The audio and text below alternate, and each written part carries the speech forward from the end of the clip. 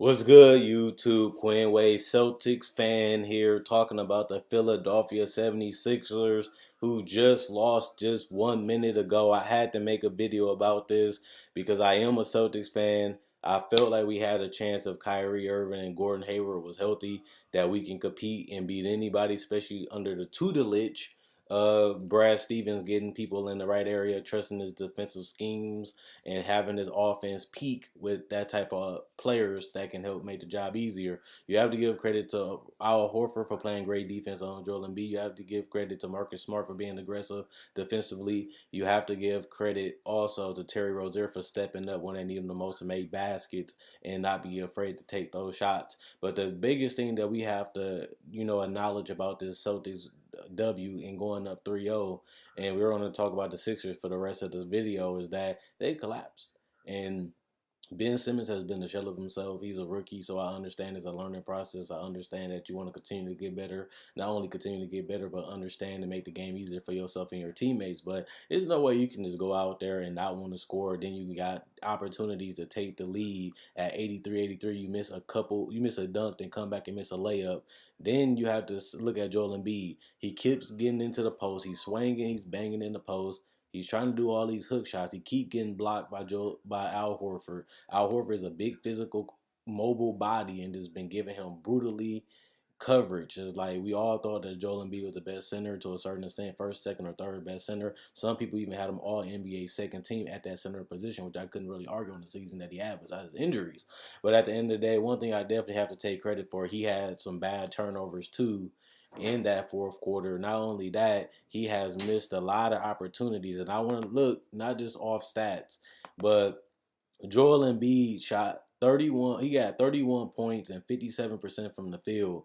The last two games when they needed him most, he shot 36% and 38%, and he had two huge turnovers at the end of the game that could either sealed the game for Philly or even, gave them a cushion so that way it'd be easier for them to execute down the stretch because they didn't have the pressure to score because Boston has to get a stop so they don't take the lead. So they can get the lead. But if Philly trusts their defense and don't turn the ball over, Boston has to stop them so they can get buckets so that way they can take the lead. But Philly is a young team. This is their first time really being in the playoffs together. This is their first time being under pressure to close out a series of this magnitude. Obviously, talent-wise, Philly has the better talent. They have a great coach. And there's nothing that you can really do as a coach but instill confidence inside your players that they can go out there and win. If the way Joel Embiid turned that ball over, that's not coaching.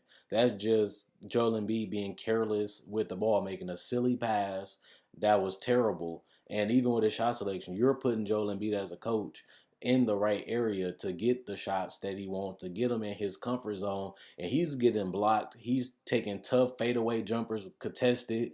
I can see if he was getting a little space, but he didn't really even have a lot of space on those jump shots. He was just fading away, throwing it up quickly. And sometimes it was early in the shot clock. And I'm looking like, why is Joel Embiid, Ben Simmons, they just collapsing? And I did, as a Celtics fan, I will admit that I did pick the Sixers to beat the Celtics in a 6-game series, but honestly, I didn't see this type of collapse. Even Al Horford and this Celtics team, even though they've been believing in themselves, even though they feel like they can beat anybody because of the coaching and their play. And as a competitor, you don't feel like you're going to go into a game and lose. You want to go out there and have an opportunity to win, and that's the whole point of playing the game. Whoever suits up, you feel like you can go to war because everybody in the NBA can play. But a lot of this game was really, you know, Philly being careless. As a Celtics fan, we would take it because we get a 3-0 lead. We would take it because we only got to win 4 games, and now we only got to win one now.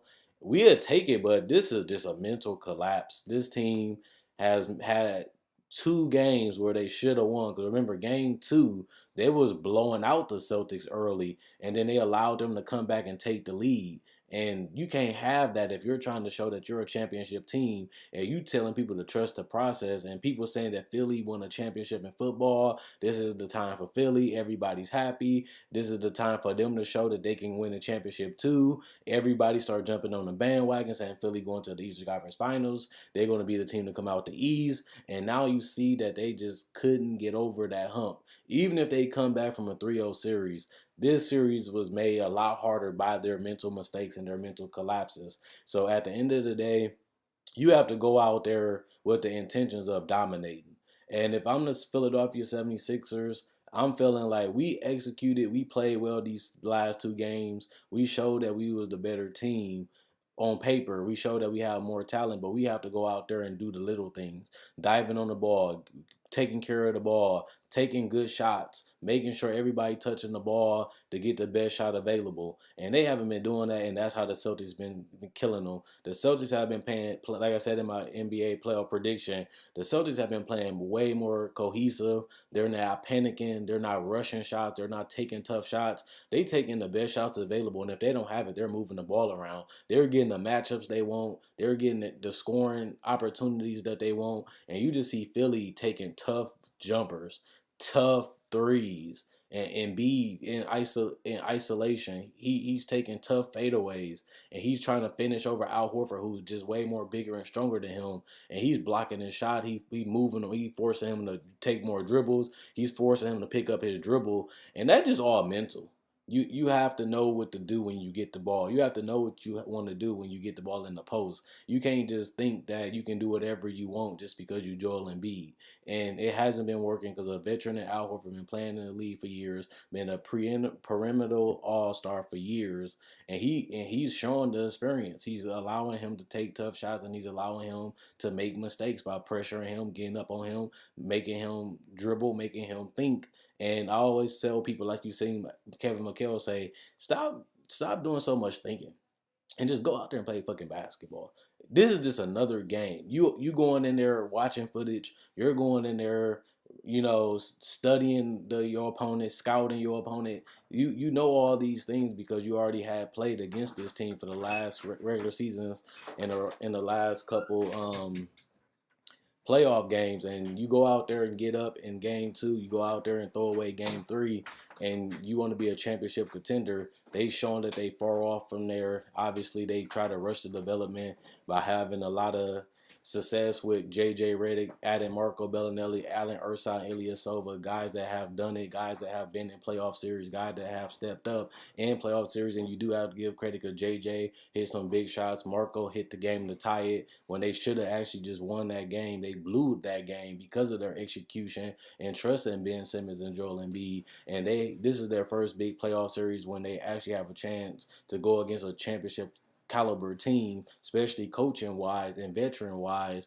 They're both young. And you also got to give credit to Jason Tatum for taking a lot of shots in the fourth quarter and trusting and believing in himself. But Ben Simmons, he said it was all mental. To me, he collapsed in that fourth quarter.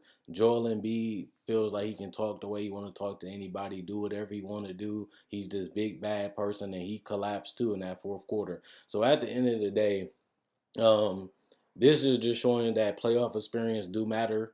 People always say playoff experience, they don't have playoff experience, they're too young. And you're starting to see that now in this series, the last three games, is that the Celtics are playing as a team, and Philly has been doing that for the last 2 months. But they're going away from what made them special, and they're going away from why everybody jumped on a bandwagon. And it was their execution. It was their trust in each other.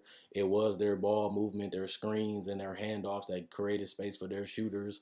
And Joel Embiid being a dominant presence on the inside. Ben Simmons thinking ahead offensively as a playmaker, as a guy that's looking for his teammates. They was always cutting. They was always moving. They was always in sync, and you're not seeing that in this game against the Celtics. The Celtics are getting under their skin. They're making them dribble. They're making them work. They're putting pressure on the ball handlers, and they're making mistakes. They're getting sloppy, and they're getting a little too egotistical. And now you're starting to see them come back to earth now that they're 3-0.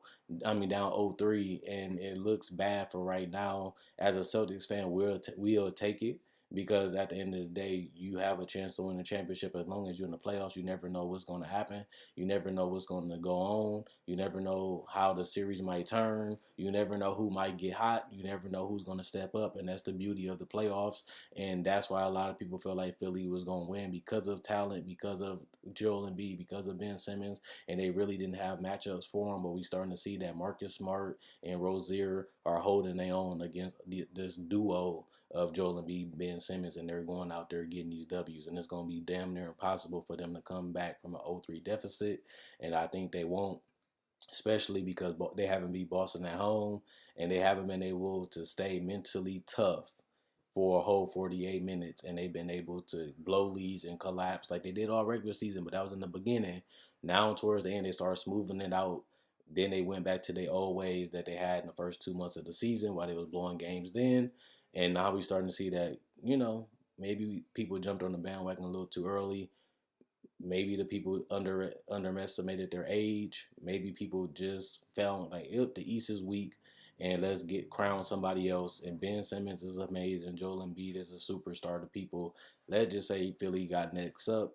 Obviously, I didn't pick Philly to make it to the championship. Obviously, I didn't pick Philly to beat Golden State or Houston or Utah or the other team, but at the end of the day, you have to go out there and play basketball the right way. You have to go out there and have a winning mentality. And I feel like they was careless and they didn't really go out there and take this challenge serious, just like the Bucks. And that's why both of them are getting beat, because the team wants it more. The team plays harder. The team execute better, and the team is just well composed. And that's something that these last two teams with the better players and the better lineups and the better talent haven't been able to beat the better team, and that's important. So let me know what you guys think about this series. Do you think it's over? Do you think Joel Embiid overrated? Do you think Ben Simmons overrated? Do you think Ben Simmons is hitting a rookie raw? Is he collapsing? Is he nervous? Is he thinking too much? Is it all mental? Or do you think they just thought they was going to come in and dominate like they did against the Heat in the last couple of games in the regular season?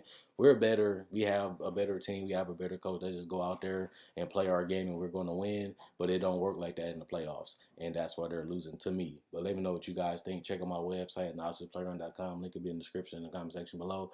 And check out my Facebook page, analysisplayground.com. Link will be in the description comment section below. Subscribe, like the video. Quinn D Dub 20. Basketball analysis. I'm going.